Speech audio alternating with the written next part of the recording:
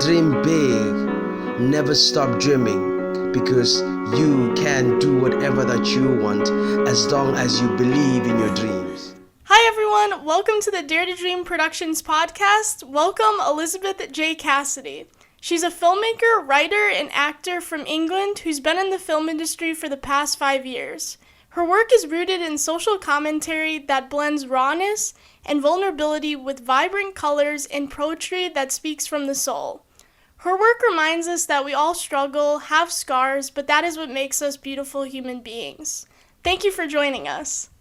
Thank you for having me, and thank you for everything you said about my work. It's lovely to hear that spoken, that it's coming across how I want it to. So, yeah, amazing. I love your work because it seems very unique and deeply personal, and experimentation seems to be part of your creative process. Can you talk a little bit about that? Yeah, so I love experimenting. For me, I write all my ideas down in my book, and sometimes I revisit them, sometimes I don't. It's a kind of a jumble of things that pop into my head, poetry, just film ideas. It's completely all over the place. So sometimes it's nice to connect those ideas together and work them out, see if they work, see if they don't. For my most recent film, Lockdown, I actually woke up one morning and was like, I'm just going to film something. And I did that over the course of 3 days, just filming things that came into my head, stopping what I was doing and like, okay, filming again. It felt right in the moment, so I went along with it. It's great to experiment, and it's always good when you're starting out or you're just filming yourself, or you're filming your friends, because you have that freedom. When you're working on something that's larger, like a bigger film, or something that needs more refining, you have to kind of hone it in a lot more than you can if you're just, filming your friends or whatever. But yeah, I still like experiment with the actors and improvising. Like, I love improvisation, so I will find a way to make it more in the moment. Yeah, definitely on set. I feel that there's a lot of time constraints and a lot of pressure, but working with actors, you never know what they think of on set, and that's the beauty of being on set compared to doing it with your friends. Yeah, definitely. So how do you find the inspiration for your films? It sounds really cliche, but obviously inspiration's everywhere. So I think it's about being open, because over the past 5 years there's been times where I've not been in the industry and I've not been very creative, and I think that's a choice that I've made. Obviously I've had ideas come to my mind, I've chosen not to write them down, whereas the past year I've been more open to creating, so inspiration feels more, it's coming more natural to me because I see things in a different way now. But I think music, I couldn't do anything without music.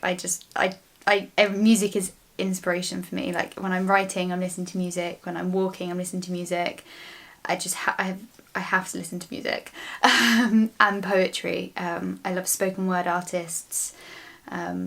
Anything really poetic just gives me inspiration. And obviously other films. I'd be a liar if I said, other films don't inspire me. Creatively, it's all my own. I think there's so much. Oh, and galleries, art galleries, inspiration everywhere. I love just browsing and just seeing the new and then the old classic art too. Yeah, same. And the way they paint the lighting on the paintings of the Renaissance paintings is just unreal. Yeah. I find it really gorgeous. Are there specific directors that you look up to? Yeah, so my favourites are definitely Wong Kar-wai, In the Mood for Love, and 2046. Agnes Varda is another one of my favourites. I would say they're my two favourites. Awesome. Agnes Varda, yeah. I love that time period too that she did her work in. Yeah, same. But I love Godard. It's very cliche, French New Wave. He's not my favourite. I love Agnes. There's something about her work. So your short film Lockdown definitely encapsulated the feelings of isolation and productivity and boredom this pandemic has brought onto us. How have you yourself stayed motivated to write or make films during these tough times? I'm a workaholic, so I just can't not. I just, like, obviously I had down days and days where I'm like, I can't do anything, and I choose to do something else, which I think is still part of the creative process in itself. But I'm very, what am I doing next? What am I focusing on? What am I going to achieve today that is going to get me a step closer to where I want to be? So yeah, I think I had a lot planned for this summer, especially when I had stopped for my second year studying, and I just had to rework all my plans around the pandemic and go, how can I still do the same thing but at home? And I think I've managed to do that in my own way. So yeah, I've kind of self-motivation and having a strong friend network around me who are constantly supporting me. So I think that helps a lot. I think that's very special to have too. And just like have the people that support you and also you can collaborate with them. Yeah, definitely. 100%. It's so needed. Everyone needs a supportive team. I think that is essential to success in life generally, not even work. So, as a female director, have you dealt with any sexism or discrimination in the film industry, and how have you overcome it? obviously yes. I mean, it's there, even if it's not. I mean, I don't think anyone's openly discriminated against me. When I was acting, I found it a lot tougher. I would turn up on set and feel quite intimidated by such large male crews, especially when I was 19, and that's when I started acting. It was quite intimidating. I think for me, moving over to directing has felt more empowering, because I found with acting it was all about being looked at, and that was just my personal experience. It's not about that, you know. I've trained, I've gone to classes, and I have a love with acting, but there's also a part of it that I find I struggle with, because a lot of it has been tied to my appearance, and I always get comments like, you have a look for acting. I don't know what this means. So I mean, I do know what it means, but I'm like, it's not helpful, because it just goes back to how I look and not what I can offer. I feel like moving to directing has been powerful for me. A struggle, because a lot of it is male dominated, and I still feel quite awkward perhaps in certain environments, because you want to make sure you're there because you're doing a good job with what you can offer as a director, and not because of how you look or how people see you, or because they want to tick a box and say, we've got women here. But I do think it's changing, especially like in America, like with Ava DuVernay. I don't know if you're familiar with her. Yeah, love her. Yeah, there's like a few up-and-coming women that are starting production companies that are trying to hire women. So I think just like collaborating with other women is very powerful. Yeah, definitely. The industry is becoming a lot more open and less kind of closed off. I'm glad it's moving and things are changing. Perfect timing, really. Yes. And let's talk about being like a student independent filmmaker and getting your films off the ground. How do you find the money for that? Everything I've done in the past year, it's all been by myself. It's difficult getting money, but it's not impossible, and you just need to be fully prepared and have the script as solid as you can possibly have it, have people, editors read it.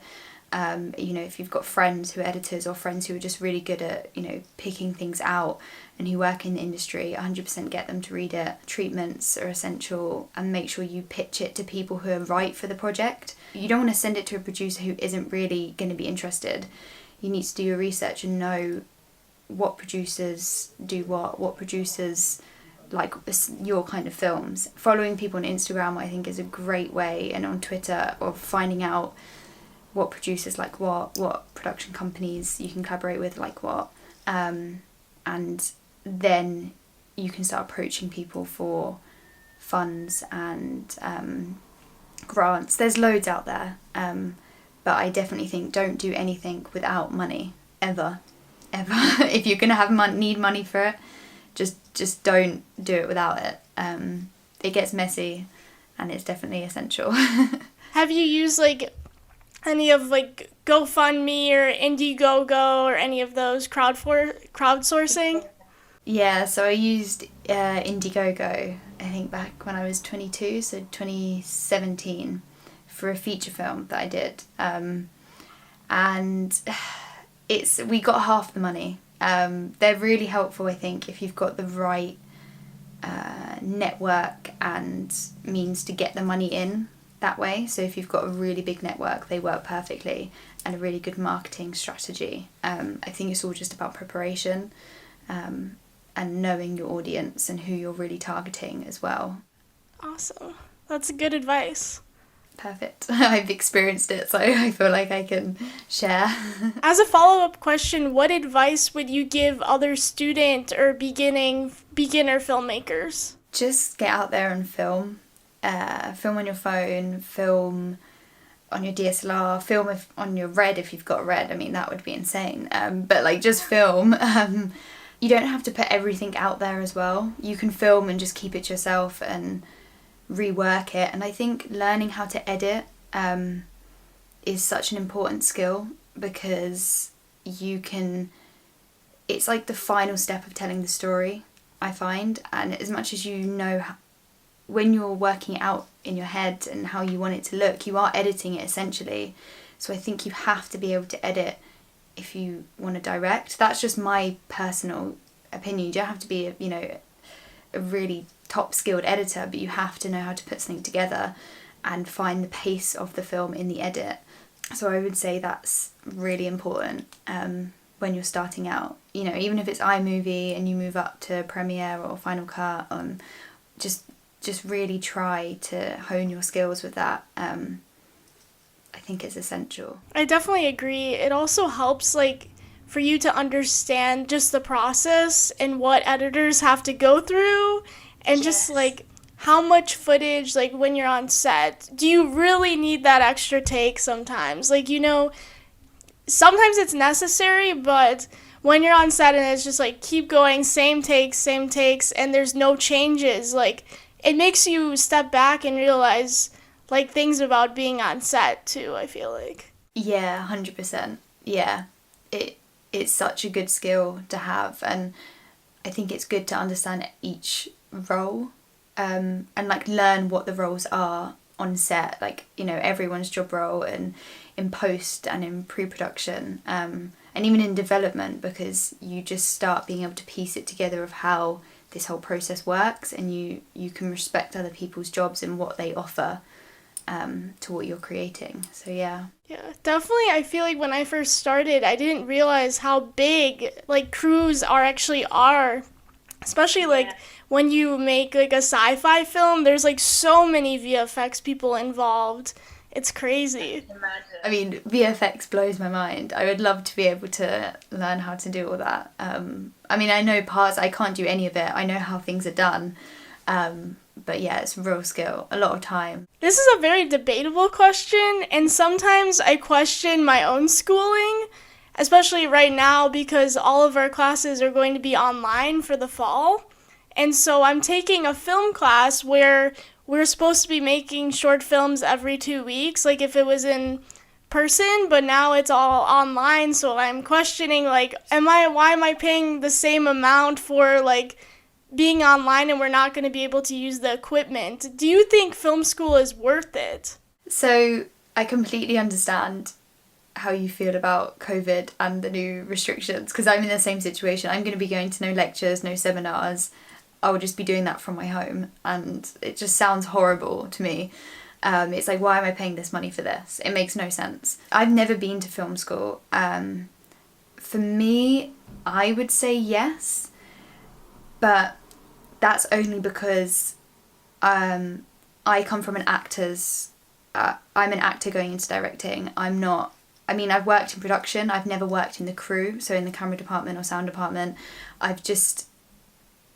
I don't have that technical ability with big cameras, and I would love to be able to to learn more about that. And obviously a lot of the stuff I have learned is self-taught, and it is possible, but I think when you're there every day working at something, it comes to you more quicker, and you pick it up quickly, and it's a priority. Whereas when you're learning it yourself, you have to remember to keep booking it in with everything else that you're doing. And I think I will learn it on the way, and it's not, too detrimental to everything I'm doing. But yeah, I would love to go film school. It's very expensive here, if it's not a university. So there are a lot of them are private, but it is something that I would love to do. But I don't think it's for everyone, or that it's needed. You can definitely do it without film school, but it would be incredible to go at the same time. I think you would learn so much being there, so yeah. And when someone asks you to direct a film, how do you know you are the right person for the project? I would say if it resonates with me when I read it. I feel a lot of my work is to do with feelings, and by that I mean all films have feelings in them, but I have to have a really strong feeling, like an emotional feeling about the work I'm doing at that moment in time. And something I'm working on at the moment, when I read the poem that the film's on, it really connected with me, and it was very much my mental state of feeling in like a transition, kind of changing identity moment. And I think for me, I just couldn't not do it. I had to direct it.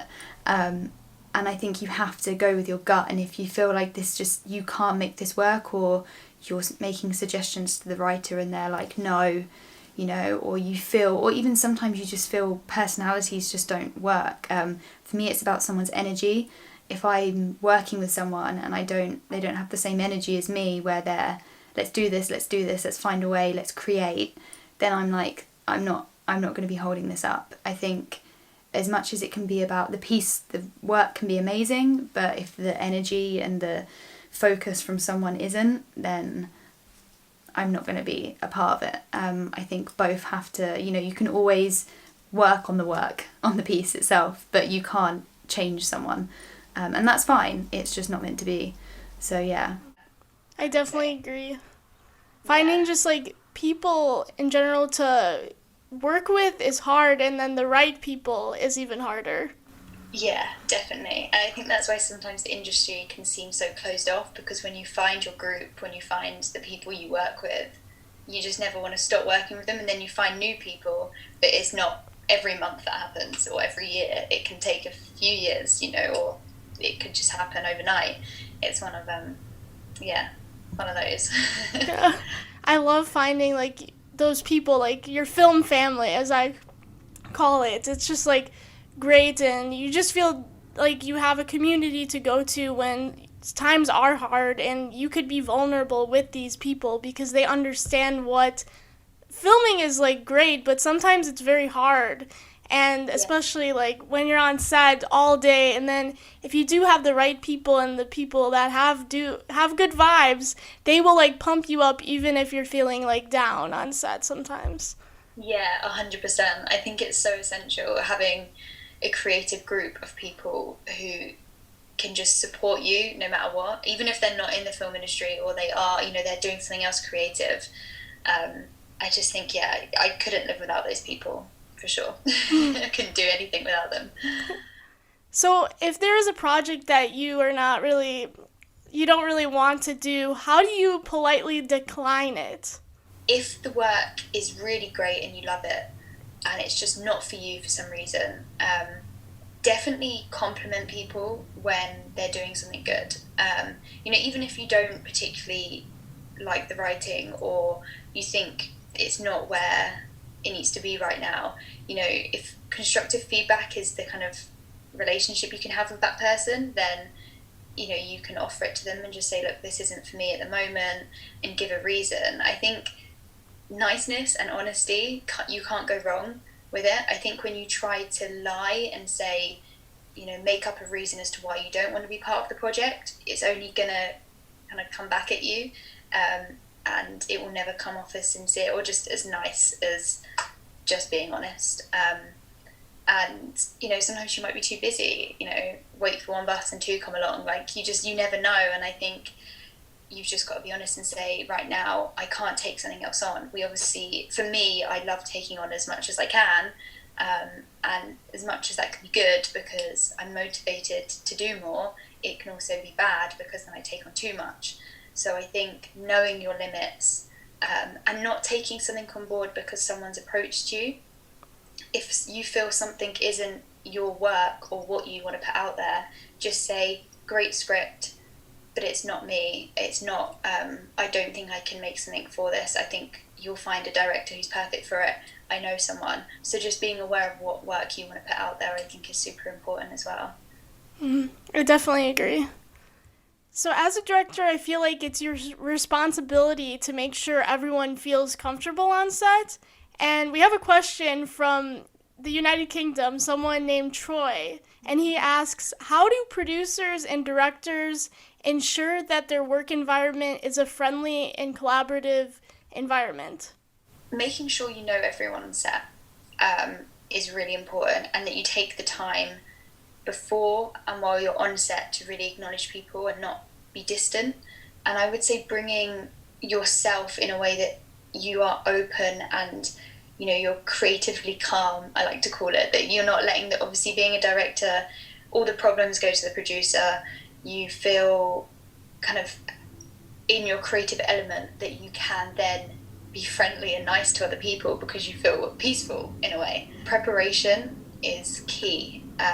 My first time as a director, a lot of things weren't prepared in the sense of the production itself, and that creates a really bad vibe on set. So even if you're being as nice as you can and you're trying to make sure everyone's having a good time, if nothing's prepared, that's affecting everyone's work. It's affecting the costume designer, it's affecting the makeup department, it's affecting everything. And I think it's important to make sure everything's prepared, especially with independent filmmaking and when the money's tight, and you want to make sure people feel comfortable and happy in their work environment. So yeah, I definitely agree, especially when you just have time constraints too. Whenever I feel like I'm not prepared, it's not just one thing that's not prepared. It's then if that's not prepared, then it puts everything behind schedule. So yeah, definitely. And then everyone starts getting stressed, and it's good as a director just to let the people who deal with the problems,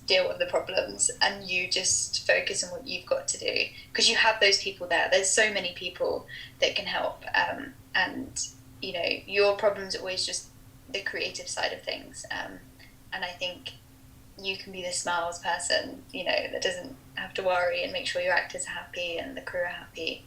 So yeah, definitely. And on set, people are asking you a million questions 24/7. And so we have a question. I'm sorry if I'm not going to pronounce this correctly. Jalila from Houston. They ask, as a director, what is something you don't want to forget while on set? So, I mean, everything's important. If you know you're going to need it, don't ever forget it. But I would just say, don't forget yourself. I mean, that sounds really cliche and weird, but I love that.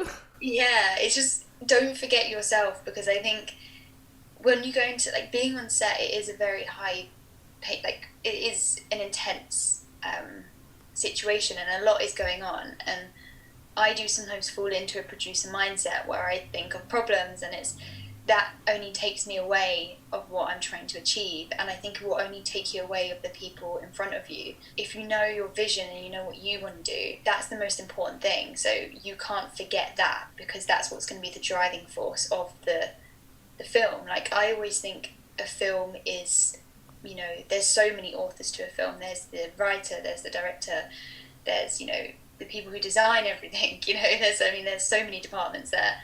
There's the actors, and I think and the editors as well. I mean, they, in a way, the way they cut it is, in a sense, telling a story. You can cut a film in certain ways and grade it in another, and it tells so many different things than it would just in production.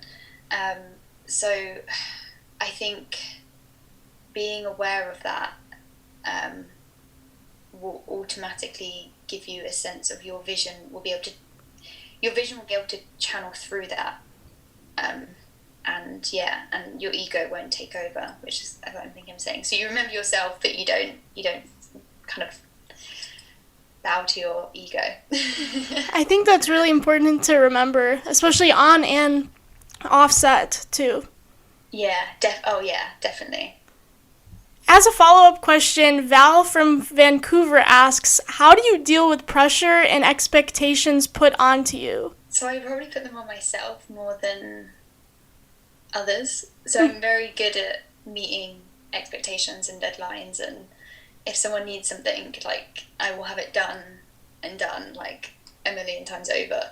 But the pressure I put on myself, as artists, we all do it. We look at our work too much, or I look at my work too much and I overthink it. And, I'm always like seeing others and comparing, and you have to just take a step back, and no one's bringing what you're bringing to the table. No one's going to be able to offer it. In a sense, everything's been done before. It's how you tell the story. Everyone's used jump cuts. Everyone's done, fade to black.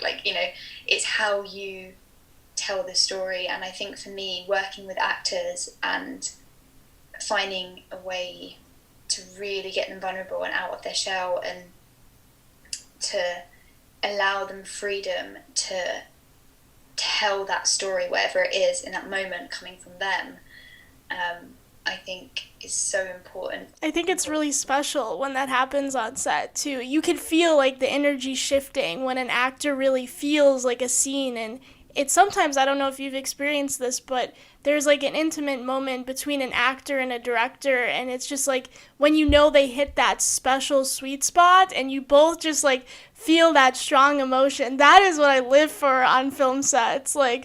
Man. Is there like specific techniques you do with actors to bring out their vulnerability or just to get a stronger performance? Yeah, so one of my favourite ones, which I learned through acting classes that I do myself. So by acting, it helps me be able to direct, I find, because you understand what they're going through and what they need. And one of my favourite ones, it was a breakup scene. I got the two actresses to stand facing each other, and I put on music, and they had to say things about each other of how the other one made them feel. So they knew the circumstances, and they had to keep saying over and over again while the crew was setting up and everything, you make me feel this, you make me feel that. And they had to come up with that themselves. And then I would do things where they would have to stand against a wall and stand grounded and basically shout like F you from their stomach, and it almost drops you into feeling. And I think it's about dropping people into feeling. I'm not, as much as I want a certain tone and a certain mood to a scene, Actors can do this themselves, but I love working with them to really drop them into that feeling and, in a sense, let them improvise. I mean, it can be frustrating in edit when people go off the lines, and you have to find a way to edit that. But I do love improvised scenes and letting the actors kind of have a free-for-all in their emotions. And I have before let a scene finish and then just let the cameras rolling because the actors were still going, and they just kept going, and it was beautiful. It was almost like a documentary of a breakup. But yeah, I love that though. Like, you don't know what to expect, and sometimes it's better than what you wrote or the writer wrote sometimes. yeah, no, definitely. Cool. So what's next for you, Elizabeth? So at the moment I'm working on 2 film poems. One is not written by myself, it's written by my friend, and she's all the way in LA, and we're filming it via Zoom and on her phone, and at the moment it's looking incredible, and it's worked really well. So COVID can't stop us. That sounds very cool. Yeah, it's really exciting. It's called The Mirror, and it's about identity and almost kind of finding yourself again, and the process of change itself. and working on an original score with my friend Veronica for that. So it's all female production, so it's exciting. And then I'm working on another film poem which is called I'm Not Your Muse, which I wrote, and it's about the male gaze and being a female, especially being an actress. So yeah. Wow, you'll have to send them to me when they're done. Definitely I will, and they'll be online, and I'll 100% send them on and ask for your feedback, see what you think. Cool. Well, thank you so much for joining us, and you can find Elizabeth's website in the description below. Perfect. Thank you. Bye.